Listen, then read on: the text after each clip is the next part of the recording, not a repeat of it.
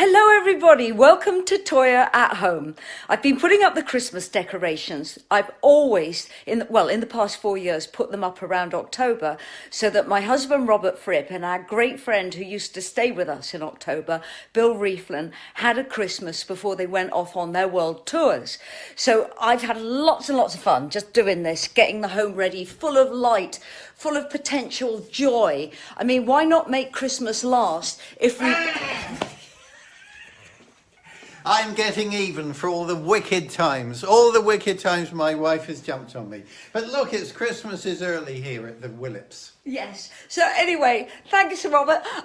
So what we used to do, because Robert and Bill would go off for 2-3 months. So we always had our Christmas mainly in October.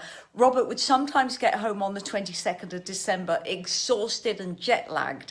So you never quite could fully enjoy Christmas. No, so little Abby would get Christmas going early for me. Yes, and we just would sit around and have lots of fun all through October while you rehearsed your band and I went off and did my shows. So anyway, thank you I'll for that. leave you to it, sweetie. Yeah, I'll get you back later. So I thought today I'm going to sit in the stairwell because I realised that as a child the stairwell was probably my favourite part of the house. And in our stairwell we have a lot of artwork. It's the kind of biggest wall space we have. So I thought I'm just going to sit in the stairwell today because it's where I love to sit and think and write. There's a skylight, so you can see the sky, you can see the stars at night. And also there's just something about the energy of, I think, human beings going up and down stairs that we are subconsciously aware of, but they actually stimulate us. So I love stairwells. I know that sounds weird, but anyway, that's what we are doing today, and I have fabulous questions. I'm so excited about the questions today, but let's get started with a brilliant version of Dance at the wonderful Trading Boundaries. And I want to thank Robert Cooper, who I think for the past 8 years has turned up at some of my South-based shows, set up cameras, set up sound, and filmed and archived my shows. And this is what has become possible because of Robert Cooper. And he does this with a lot of artists, and in talks with him this week that we will be releasing, with the permission of the venues, Trading Boundaries, the acoustic show, Trading Boundaries, the Humans, and O2 Islington, the Toyah band. So we're in talks, we've got all of that going. It might not happen this year, but we feel that Robert Cooper has made so much possible. Let's get all this out and available to you. So here is Danced at Trading Boundaries with Chris Wong, the wonderful Colin Hines, and Mike Nichols, and of course, me. You can carry him on your hands around the room. He would love it. So, ladies and gentlemen, this is that song, and it's called Danced. I love you, strange man. You had come from so far away. Talking, we were talking, well, we tried. Then we danced, laughing. We were laughing. But then we touched. I just broke down. I cried. I felt your planet. It's so far away. Touching the love from your distant star. Pain, troubles past from your distant star. We've been waiting 2,000 years for you to come again. Now that's a long, long time just to learn the truth, and then we dance,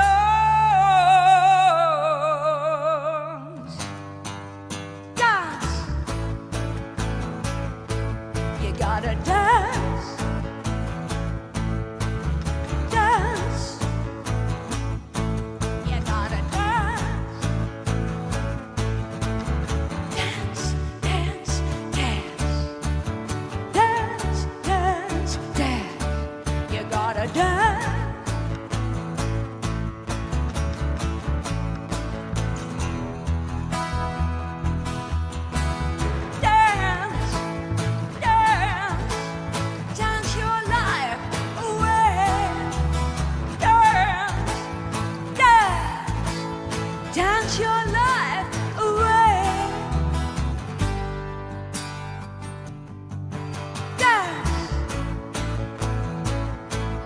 Gotta dance,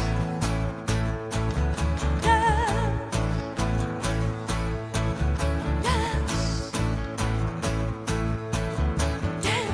dance, dance, dance, dance, dance, dance, dance. You gotta dance, dance, dance, dance. Dance your life away. Dance, dance, dance your life away. So far away.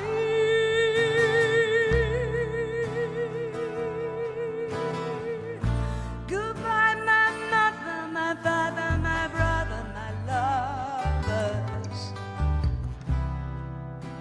I'm going away.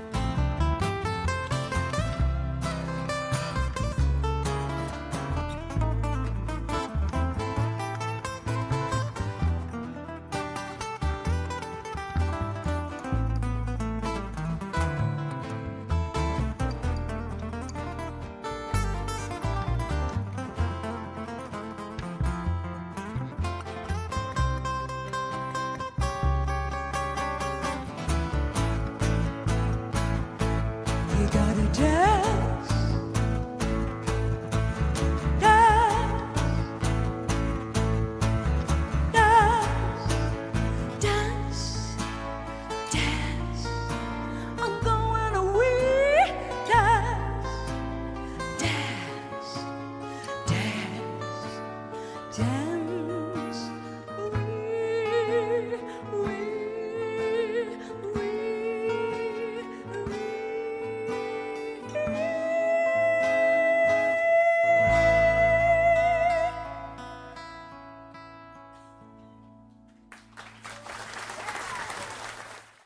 That was danced at Trading Boundaries, and thank you to my musicians for that, and what a lovely memory of Colin Hines. So I've had fantastic questions this week, and they really are stimulating questions. So let's start with Julie Wheeler. And Julie, you ask, out of all the singles with the B-sides, because if anyone watching doesn't know about singles and B-sides, this is what we had to release almost 4 times a year, 40 years ago. And on the back, you would have B-sides. So you asked, Julie, would I have liked any of my B-sides to have been singles? This is such a great question. So on the back of Echo Beach, that's Echo Beach picture disc, is Plenty. Now, Plenty is quite an experimental piece. I wrote it in non-E tuning on the guitar. That could never have been a single. But on Rebel Run, the B-side is To the Mountains High, which is off Love is the Law. That could have been a single. Not 100% sure that it would have, been a huge success, but it's a lovely, lovely song. So what I'm trying to find here is, I Want to Be Free, the B-side, Alien. I think that could have been a single. And I also think this is the one. This is Soul Passing Through Soul off Minx.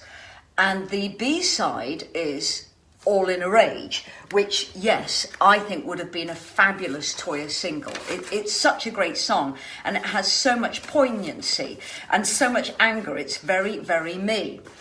But let's go to Don't Fall in Love, which, again, I think is off Minx. Just really testing my memory. But on the back of this is Snow Covers the Kiss, which was one of the last songs I wrote with Joel Bogan. And I just think it's a magnificent song that just hasn't had enough of a showing in the outside world. The synthesizers on it are beautiful. The melody lines on it are utterly beautiful. So Snow Covers the Kiss, Julie, would have been my choice for a potential single. And thank you for that question. I'm looking for my glasses. Wilhelm Slybacon Cunningham. That is a real name, I believe. Or, Wilhelm, you have created that name to trick me because I'm so bad at pronunciation. But you very, very kindly asked that you saw me at Glasgow Apollo in 1983. What was the experience like of being on that stage? Well, the stage was at least 10 foot above the stalls, the lower audience, and you looked out at the balcony. And I remember with a lot of venues in the 80s, you would see the balconies undulate. They would either do that or they'd do that. What we weren't told was they were designed to move, but they weren't designed for pogoing, screaming kids, which is what our shows were. So when you saw me at Glasgow Apollo, Wilhelm, you said I walked to the front of the stage and I sat on the edge of the stage to look down at the audience. And it was a terrifying experience, but I rather loved it. I found it absolutely thrilling. And Glasgow audiences are historically fabulous. They are such wild, wonderful audiences, and the energy comes into your body and energizes you. But a particular memory of the Glasgow Apollo is the staircase up to the stage was about that steep, and it was about that wide. And in my costumes and with my hair, I used to have to go up kind of like that, with someone in front of me, someone behind me, to make sure I didn't fall. But there were stories of larger people, larger artists going there who could not physically get onto the stage because I think the entrance was what would have been through a Victorian trapdoor, which was tiny. So there were instances where one performer had to be brought in on a forklift truck at the front of the stage, but there's other instances where performers over the height of 6 foot just could not get up those stairs, because as you got further up the stairs and the stage was there, if you're 6 foot, you're going up like that, and you just couldn't do it. And there were really quite wonderful stories of tour managers trying to work out how to get the performers on stage. It was a remarkable venue. It's no longer there. They knocked it down. Which is particularly sad because it was just historically wonderful. So thank you very much for asking me that question and taking me down memory lane. Now, we've got a question from David Powell. I've always been obsessed with the album artwork for Blue Meaning. Do you have any memories of the photo shoot? Yes, that huge Gothic mansion was just outside of Brighton, and we were shooting in darkness. I believe Bill Smith was the art director, and in those days, I've mentioned this before, there was no Photoshop, so you did everything for real. So Bill had to light all the windows, so technically it was quite a complex shoot. And then we put the band on balconies of this huge mansion block, and we did 2 versions of this particular shot.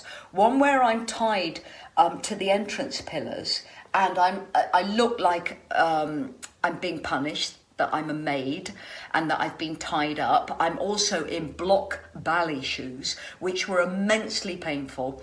My feet are not made for ballet shoes. So I was on toe point and tied to the pillars. So we did that version, and then we did another version where I wasn't tied, in case that was considered just too submersive.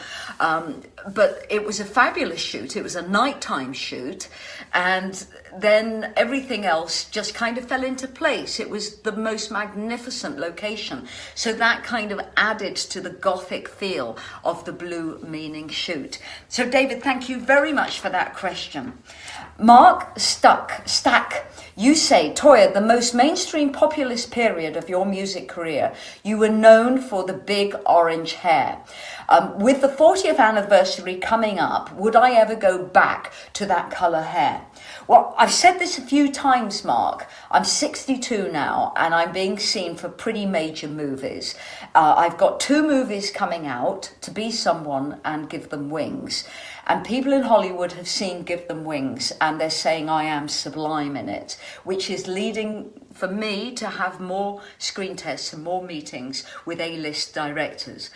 So I've always, with the hope of growing my film career, have remained visually neutral in the past 20 years, because directors don't want to see someone with strong stylistic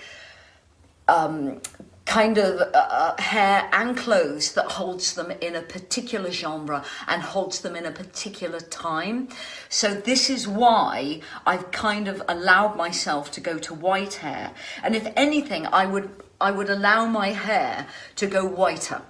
I think it's rather beautiful. I think it makes women of my age give an air of wisdom as well. Oh, and by the way, I've discovered mane and tail hair shampoo and conditioner, which is for horses, and it's made my grey hair feel fabulous. And this isn't a paid advert, but I thought I'd let you know. So would I go back for the 40th anniversary? Let's see if I could do it non-permanently, because I know the moment I do it, I will get a call from J.J. Abrams or someone equally wonderful saying, get to Pinewood and do a screen test. It happens all the time. Howard Jones, you ask, what inspired the lyrics to Jungles of Jupiter? Howard, thank you so much for this question. And I've written down my answers because I just want to be really specific about this. Firstly, I have always believed that every planet in our solar system has, at some point, and does still to some extent, hold life. We have discovered this with the moons. I think the moon's Titan, which is believed that under the crust or the gas there's possibly water.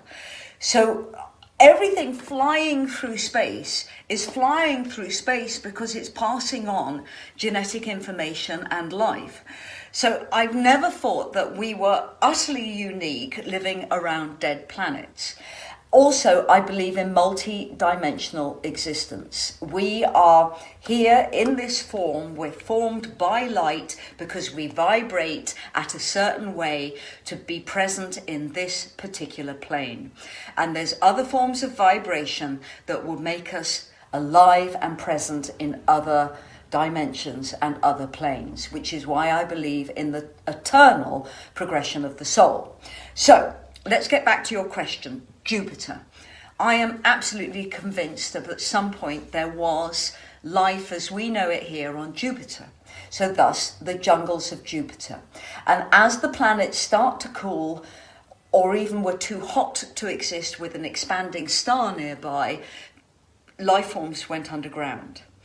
So there are many conspiracy theorists who believe that the moon is a construct and there's life forms deep in it.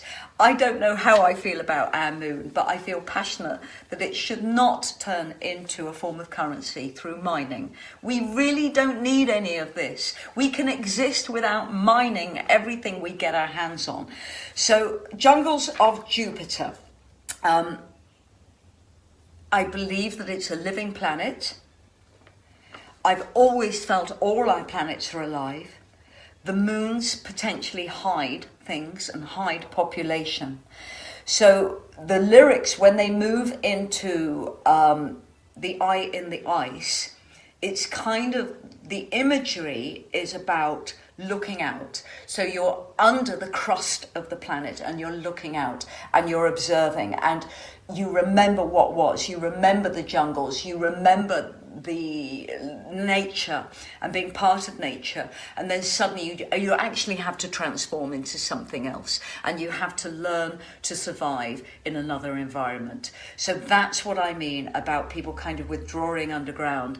And also I think as these things happen, and we can see it on this planet today, that 1%, the rich elite, are getting further and further away from us, and they are designing and developing things that are further and further away from our reality on the ground.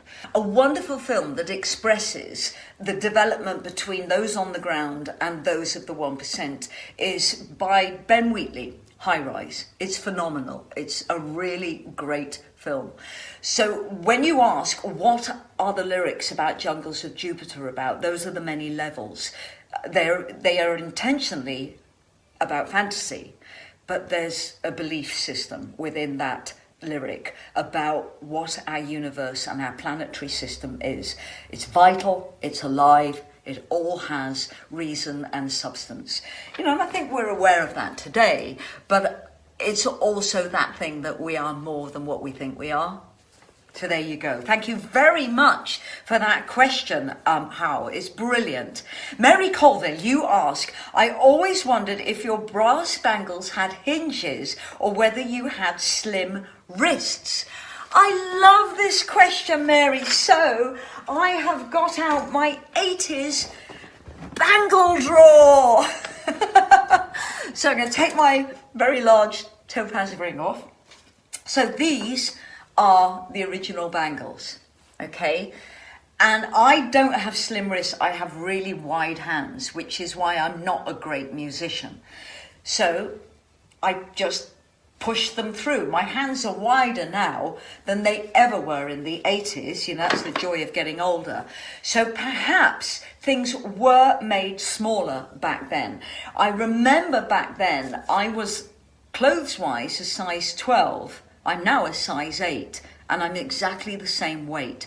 So I think things were made smaller back then. These do have hinges. This was a gift from a fan. Can I get that on? I think, yeah, I can, but that does have a hinge. It's an absolutely beautiful bangle. I adore it. And an Indian, gorgeous bangle. So here's an original one. These are original. These have all been in photo shoots. So let's see if I can get this one on. Yeah, no problem at all. Perhaps I'm just good at scrunching up my wrist. This one, photo shoots. Yay. So as you can guess, this house is a pretty comprehensive archive, not only of all and everything I've done in my life and the costumes of mine that haven't gone to the V&A, because a lot of my film costumes are in the V&A, are all archived here in this building, along with collector's drawers full of my stage jewellery. So it's, you know, I love questions about my costumes because I can really research and get there and show you stuff. So thank you.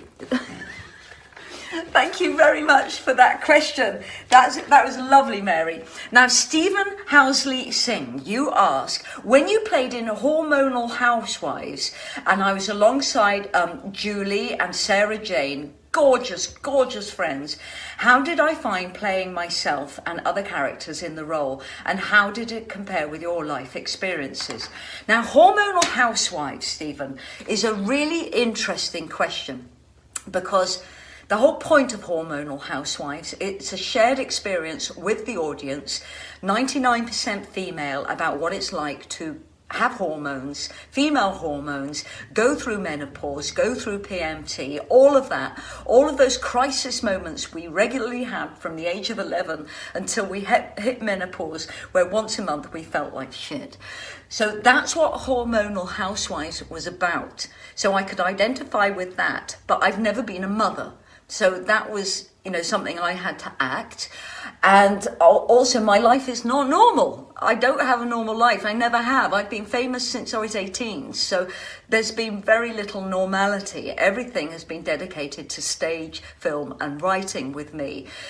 So I did have to kind of have empathy towards those subject matters.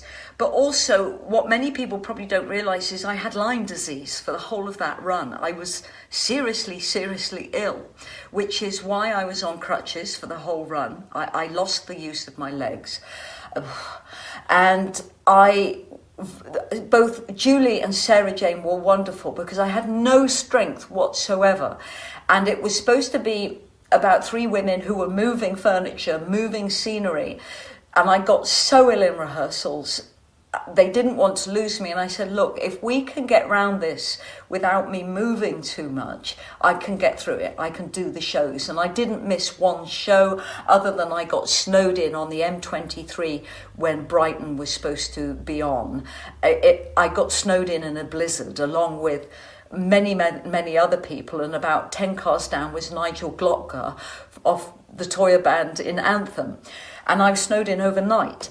But anyway, for this tour, I was so ill. I was being given steroids. I was on steroid injections.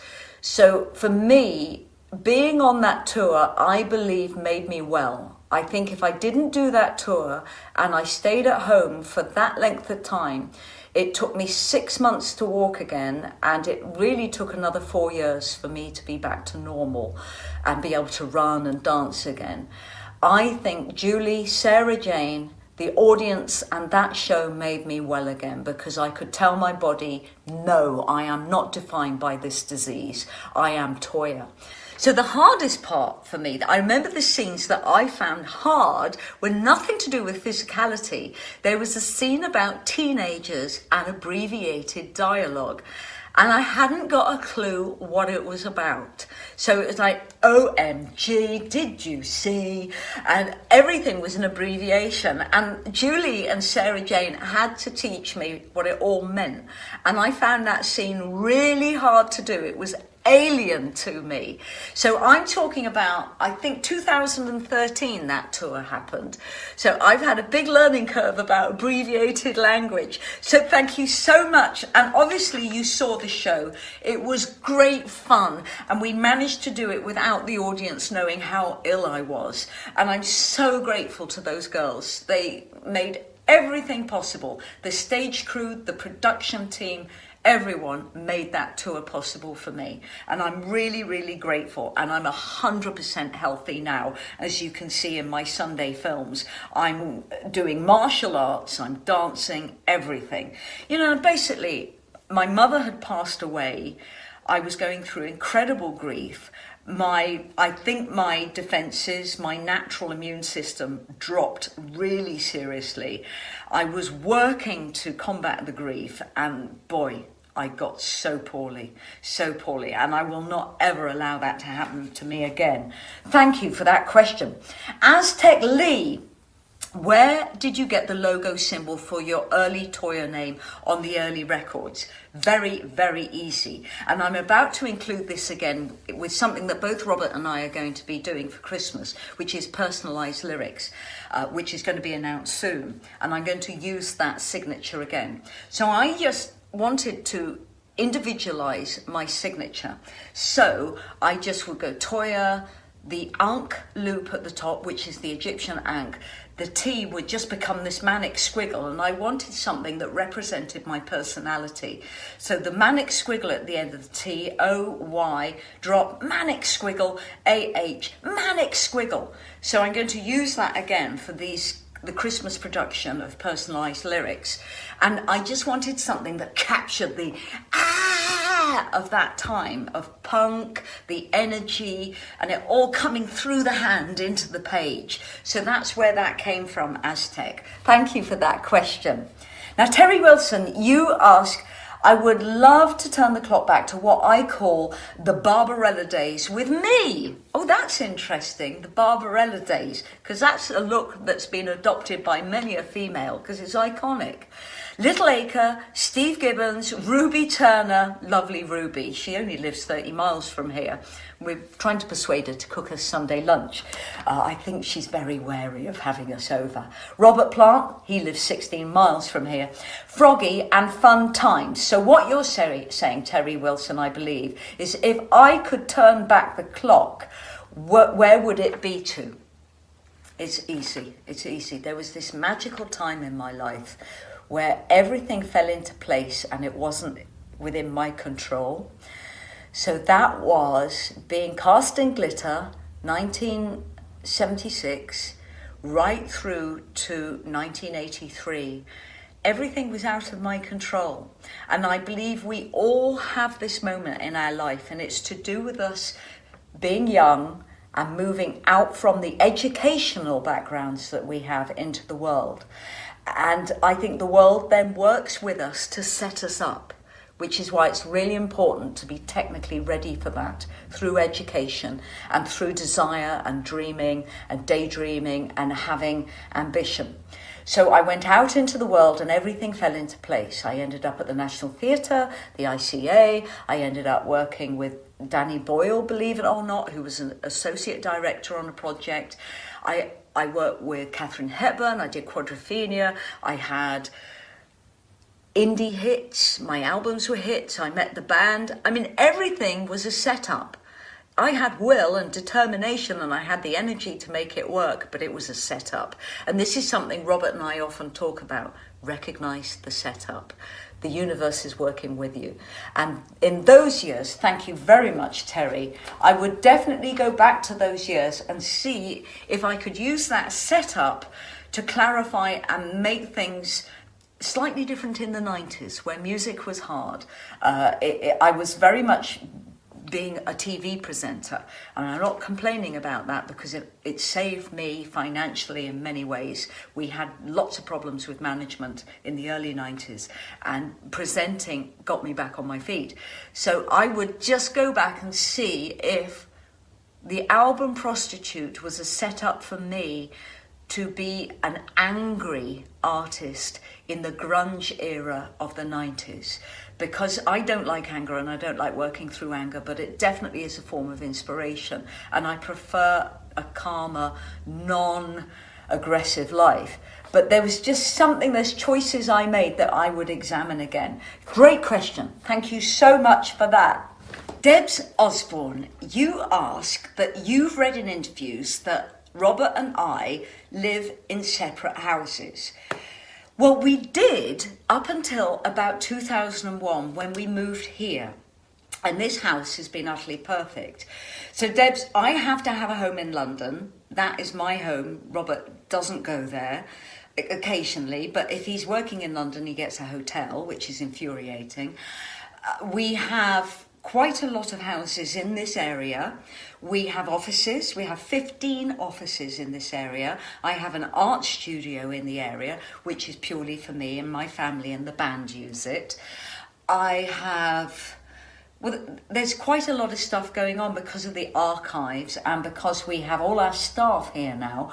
All of Robert's record company is here now, so that takes up quite a lot of the town. And it's just the most perfect setup. We own next door, which is Robert's offices and will be part of my art studio. And we will have a green screen studio within the next door property where we can broadcast around the world, where we can use camera, film and also radio.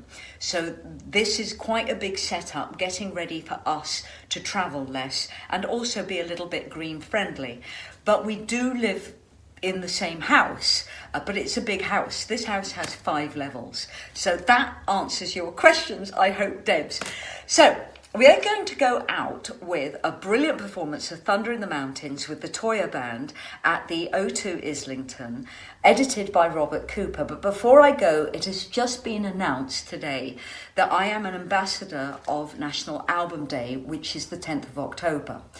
The whole point of National Album Day is to encourage an audience to discover whole albums. And I grew up in an era where we, the artists, were insisting upon making whole albums. Those albums could have 7 songs, some were double albums and had 20 songs, some had 14 songs. But the thing was that these albums were a body of work where our listeners and we as listeners socially could listen to albums with groups of friends, a visual piece of work about the artist. So National Album Day is for the retailers and the record companies to re-release product and put old product back into the music stores. So I'm just holding up some of my favourite vinyl, because obviously vinyl CDs, and I think even cassettes are going to be made available. This is Grace Jones' Nightclubbing classic, David Bowie's Heroes, which I bought in 79, probably a bit earlier, 78. Erg the Music War, which is a film that I perform at the ICA, and brilliant Toyah songs on that. Then, you know, here's me being a girl, Duran Duran. So there's lots of re-release material going into the retailers, HMV, your small retailers. They want and need your support for National Album Day on the 10th of October. Robert and I are going to be releasing kind of mad little adverts throughout the week.